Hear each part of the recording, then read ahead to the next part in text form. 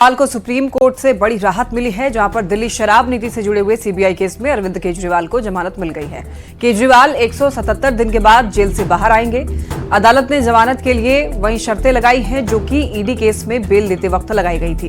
बताया जा रहा है कि केजरीवाल आज शाम तक ही जेल से बाहर निकल सकते हैं।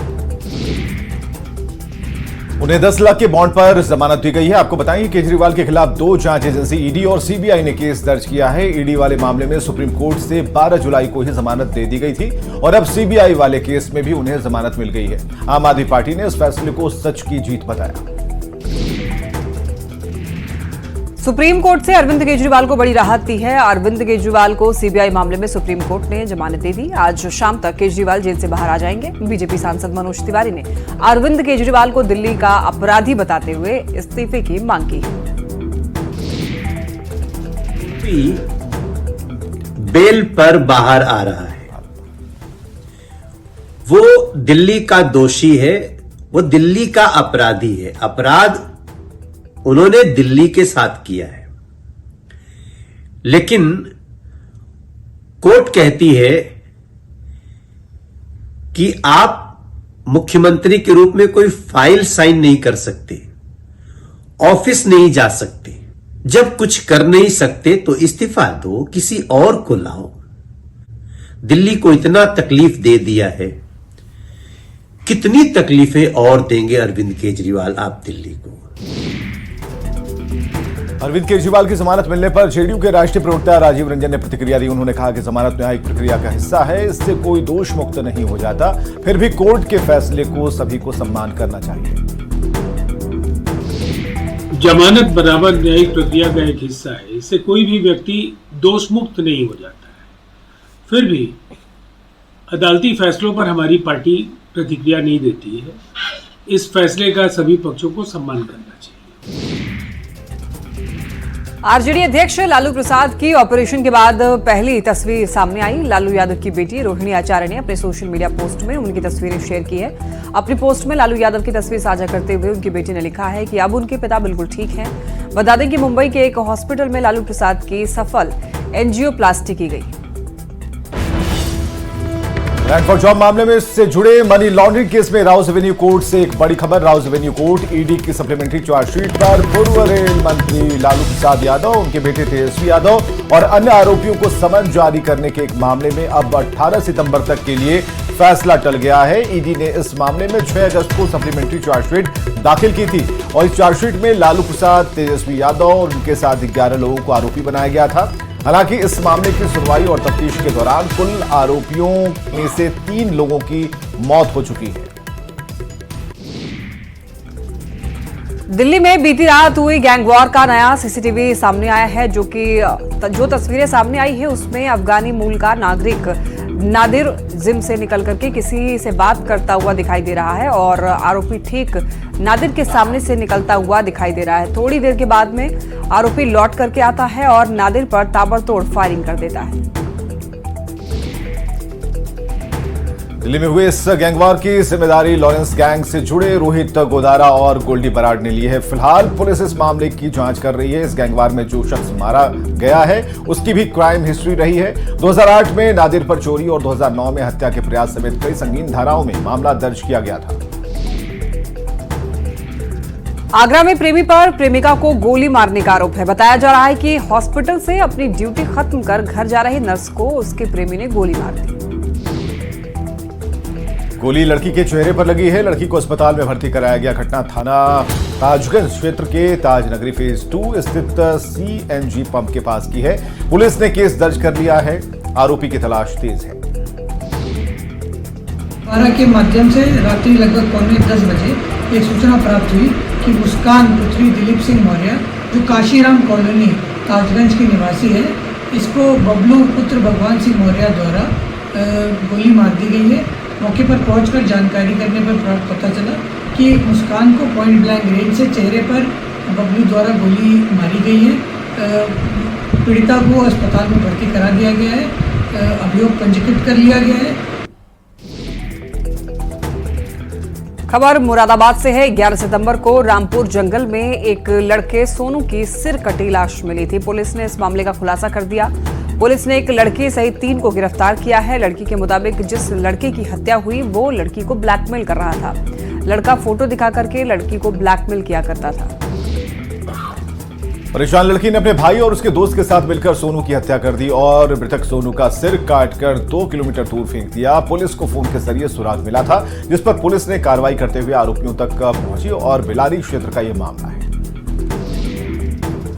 एक महिला है जिसका संबंध सोनू से हो गया था। सोनू ने महनाज की कुछ फोटो अपने मोबाइल में ले रखी थी, उसी को लेके वो परेशान करता था। जब उसकी बात जब महनाज के भाई को पता चली तब इन लोगों ने उस सोनू को हटाने का प्लान बनाया। उसी प्लान के तहत इन लोग को थाना रामपुर सैफनी में लेके गए थे, वहाँ पर उसका कत्ल कर दिया। जेडीयू के कार्यकारी अध्यक्ष संजय झा ने गुरुवार को केंद्रीय रेल मंत्री अश्विनी वैष्णव से मुलाकात की। मुलाकात कर उन्होंने रेल मंत्री से उत्तर बिहार में रेल नेटवर्क और ट्रेनों की संख्या बढ़ाने और यात्री सुविधाओं के विस्तार के लिए एक ज्ञापन सौंपा। इसमें जयनगर दरभंगा रेलखंड के दोहरीकरण, लोकमान्य तिलक टर्मिनल से पाटलिपुत्र से दरभंगा होते हुए जयनगर तक विस्तार और सकरी जंक्शन पर अमृत भारत स्टेशन योजना के तहत काम के समापन समेत 19 मांगे शामिल हैं। संजय झा ने जानकारी देते हुए बताया कि रेल मंत्री ने उनकी मांगों को लेकर विचार करने का भरोसा दिया है। साथ ही कहा कि उत्तर बिहार में रेल नेटवर्क और सुविधाओं का विस्तार होने पर न सिर्फ करोड़ों लोगों के लिए आवागमन आसान होगा, बल्कि पिछड़े जिलों में विकास की रफ्तार और तेज होगी। गया से एक बड़ी खबर सामने आ रही है। कुएं में दम घुटने से 3 युवक की मौत हो गई है। देखिए, कुआं साफ करने के लिए युवक गया हुआ था। आपको बता दें कि कुएं में युवक का दम घुट गया। युवक को निकालने के दौरान 2 और युवक की दम घुटने से मौत हो गई। वजीरगंज थाना के चकसेव गांव का ये पूरा मामला बताया जा रहा है। पुलिस मामले की जांच पड़ताल में जुटी हुई है। गया से यह खबर सामने आ रही है। बता दें आपको, कुएं को साफ करने के लिए एक युवक कुएं में उतरा और उसका दम घुटने की वजह से उसकी मौत हो गई। बताया जा रहा है कि 2 और लोग उसे बचाने के लिए अंदर गए और उनकी भी दम घुटने से मौत हो गई। तो कुल मिलाकर के 3 लोगों की कुएं में दम घुटने की वजह से मौत की खबर सामने आ रही है। वजीरगंज थाना के चकसेव गांव का ये पूरा मामला बताया जा रहा है। ज्यादा जानकारी के लिए न्यूज 18 संवाददाता एलन लीली हमारे साथ जुड़ रहे हैं। एलन, क्या जानकारी मिल रही है? कहा जा रहा है कि कुएं में 3 लोगों की दम घुटने से मौत हो गई है। देखिए, बता दें कि पूरा मामला जो है वजीरगंज थाना के चकसेवा गांव है और चकसेवा गांव में ही एक पुराना कुआं है और कुआं को साफ करने के लिए जो है एक व्यक्ति जो है वो अंदर कुएं में गया था, लेकिन अचानक उसकी तबीयत बिगड़ने लगी और तबीयत जब बिगड़ने लगी, जब उसके 2 साथी भी उसे बचाने के लिए कुएं में गया तो वो दोनों को भी अचानक वो तीनों जो है अचेतावस्था में गिर गए। हालांकि किसी ग्रामीणों ने उस तीनों को बाहर निकाला और सामुदायिक स्वास्थ्य केंद्र वजीरगंज में भर्ती कराया, जहाँ डॉक्टरों ने उस तीनों को मृत घोषित कर दिया। आपको बता दें कि जो है पुराना था और काफी दिनों ये सूखा पड़ा हुआ था और ग्रामीणों ने सोचा कि इस कुएं को साफ कर दिया जाए ताकि इसमें फिर से पानी आ जाए, लेकिन घटना जो है काफी हृदय विदारक घटना हो गई है। फिलहाल मौके पर पुलिस पहुंची है और 100 को पोस्टमार्टम के लिए मगध मेडिकल अस्पताल जो है वो भेजा जा रहा है। जी तो एलन, बहुत बहुत शुक्रिया तमाम जानकारियों के लिए। कुएं में दम घुटने से 3 युवक की मौत हो गई है। और सूत्रों के हवाले से एक बड़ी खबर आ रही है। चंडीगढ़ में सेक्टर 10 में बम धमाका हुआ है मामला और पुलिस को इस मामले में सफलता मिली है। पंजाब के खन्ना से 2 आरोपी पकड़े गए हैं। अमृतसर के गांव से रोहन मसीह पकड़ा गया है और पुलिस जल्द इस पूरे मामले का खुलासा कर सकती है। ये सूत्रों के हवाले से इस वक्त की बड़ी खबर हम आपको बता रहे हैं, जहां चंडीगढ़ में सेक्टर 10 में बम धमाके से जुड़ी खबर और पुलिस को कामयाबी मिली है और 2 आरोपी अब तक पकड़ लिए गए हैं। अमृतसर के गांव से रोहन मसीह पकड़ लिया गया है और पुलिस जल्द ही पूरे मामले का खुलासा कर सकती है।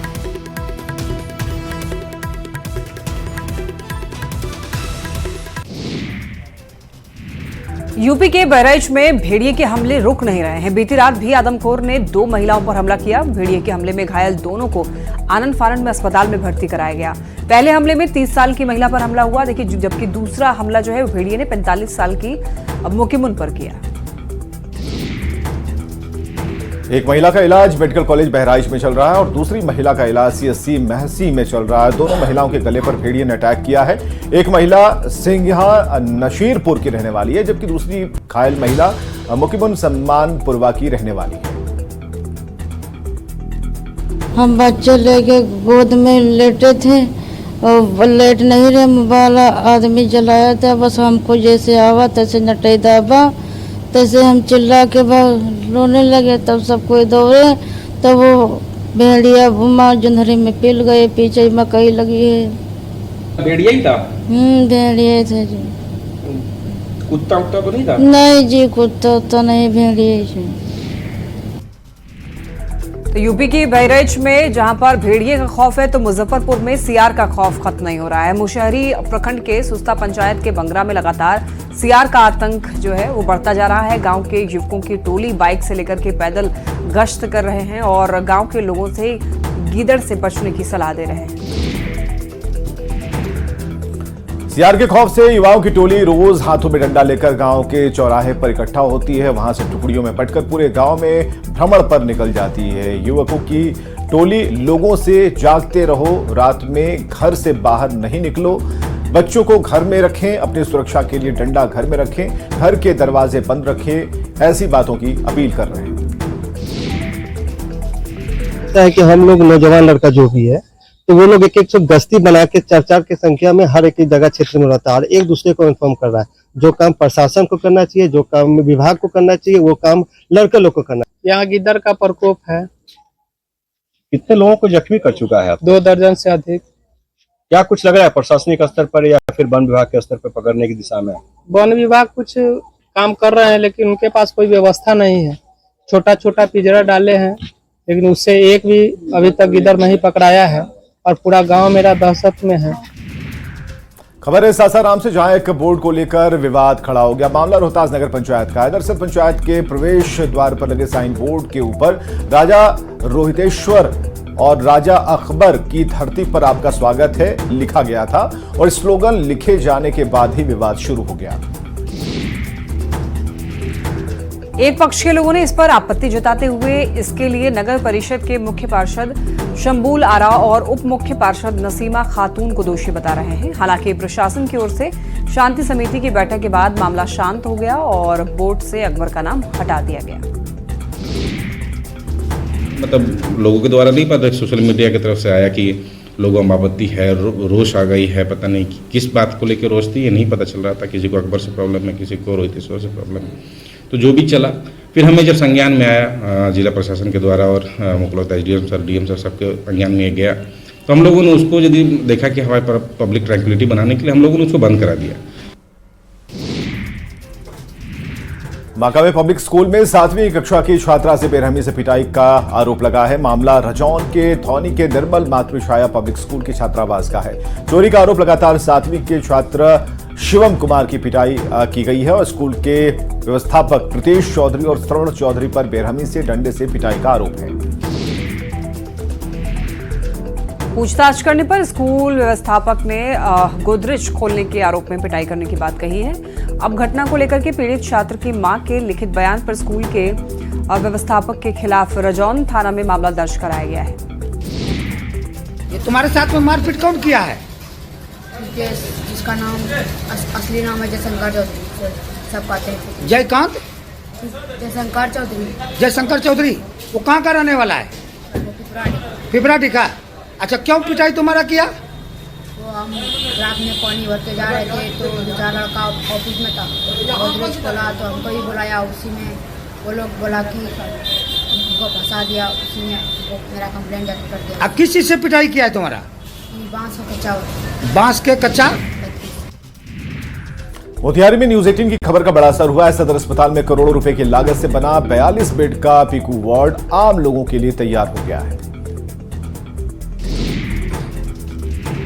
बता दें कि न्यूज 18 ने प्रमुखता से यह खबर चलाई थी कि करोड़ों रुपए की लागत से बना पीकू वार्ड, साफ सफाई की कमी है यहां पर और जनरेटर के अभाव में आम लोगों के लिए अस्पताल खुल नहीं पा रहा है। खबर चलने के बाद स्वास्थ्य विभाग ने संज्ञान लेते हुए एक्शन लिया और 42 बेड के पीकू वार्ड की साफ सफाई के साथ साथ उसमें जनरेटर भी लगा दिए गए हैं। लखीमपुर खीरी 24 घंटे से वहां पर मूसलाधार बारिश हो रही है और शारदा नदी उफान पर है। NH 731 पर करीब 1 किलोमीटर तक शारदा नदी के बाढ़ का पानी सड़कों पर आ चुका है। तेज बहाव के चलते रोडवेज की बस फिसल करके गड्ढे में फंस गई। इसके बाद बस में बैठे 25 यात्रियों को सुरक्षित निकाला गया। पलिया कोतवाली के पलिया भीरा रोड पर यह हादसा हुआ। सहरसा में भी लोग कटाव की मार झेल रहे हैं और पलायन करने को मजबूर हैं। कोसी नदी ने घरों को निगलना शुरू कर दिया है और लोग बेबस हैं।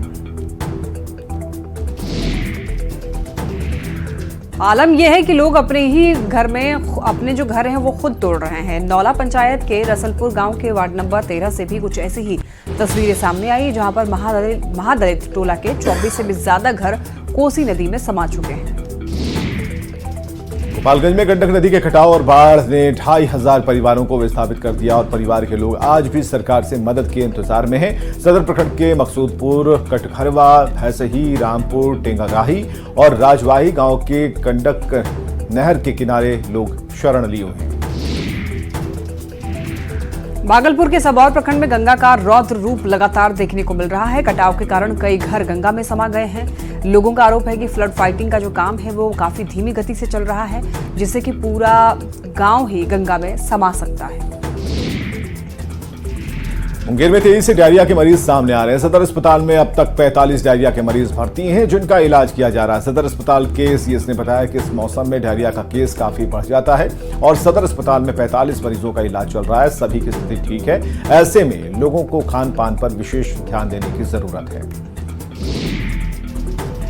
सदर अस्पताल में बढ़ते जा रहे हैं। आज की तारीख में हमारे पास लगभग 45 मरीज डायरिया के 10 से 10 भर्ती हैं, जिनका समग्र इलाज चल रहा है और सभी मरीज खतरे से बाहर हैं। चक्रधरपुर का सुरबड़ा गांव इन दिनों डायरिया की चपेट में है। गांव के 20 से भी ज्यादा लोग डायरिया से ग्रसित हैं। सभी को चक्रधरपुर अनुमंडलीय अस्पताल में भर्ती कराया गया है। ग्रामीणों के मुताबिक अस्पताल लाने के दौरान एक महिला की मौत भी हो गई है। सबसे बड़ी त्रासदी अस्पताल में देखने को मिल रही है कि एक तो डायरिया का कहर, ऊपर से बदहाल स्वास्थ्य व्यवस्था की मार। अस्पताल में जैसे तैसे जमीन पर ही मरीजों का इलाज किया जा रहा है और तस्वीरों को देखने से लग रहा है कि किसी भी तरह की कोई व्यवस्था नहीं। हालांकि स्वास्थ्य विभाग की तरफ से एक टीम गांव में कैंप कर रही है। मुख्यमंत्री मैया सम्मान योजना के लाभुकों के लिए एक अच्छी खबर है। योजना से जुड़ी लाभुकों के खाते में सीएम हेमंत सोरेन बोकारो के ललपनिया से दूसरी किश्त भेजेंगे। इस योजना के तहत राज्य में अब तक 48,15,000 आवेदन की एंट्री हो चुकी है। सरकार आपके द्वार कार्यक्रम के माध्यम से भी 2 लाख आवेदन आ चुके हैं। 45 लाख आवेदन अब तक स्वीकृत हो चुके हैं। इनमें से 41 लाख महिलाओं के खाते में योजना की पहली किश्त जा चुकी है। उन तमाम लोगों को आश्वस्त करना चाहता हूं कि जिनका भी एप्लीकेशन आया है सबों का पेमेंट जाएगा। जिनका पेमेंट अगस्त महीना में नहीं गया है वो अगस्त सितंबर का एक साथ जाएगा। अभी सेकंड इंस्टॉलमेंट जो मतलब सितंबर महीना का जा रहा है, 13 तारीख को जा रहा है। इसके बाद 2 स्टेज और है, 17 तारीख, 18 तारीख और 21 और 22 तारीख, जिसमें जो शेष बचे हुए सारे का भुगतान हम लोग 3 फेज में करेंगे। हम लोगों ने बीडीओ और सीओ को, जो सैंक्शनिंग अथॉरिटी है इस स्कीम में, उसको एडिट ऑप्शन दिया है और एक बड़ी संख्या में फेलियर हुए। अभी 2 लाख से ज्यादा एडिट ऑप्शन देने के बाद उन्होंने करेक्ट कर दिया है, जिसको हम लोग सेकेंड में मतलब 18, 17 और 18 वाला में भुगतान करेंगे। इधर 15 सितंबर को प्रधानमंत्री नरेंद्र मोदी जमशेदपुर आ रहे हैं, जहां से वो कई सौगात देने वाले हैं। टाटानगर रेलवे स्टेशन से वंदे भारत एक्सप्रेस ट्रेन को हरी झंडी दिखाएंगे और पीएम आवास योजना के तहत लाभुकों को पहली किस्त भी जारी करेंगे। इसके बाद पीएम मोदी गोपाल मैदान में एक विशाल जनसभा को संबोधित करेंगे। इसको लेकर तैयारियां पूरी हैं। जनसभा से पहले पीएम मोदी का रोड शो भी होगा।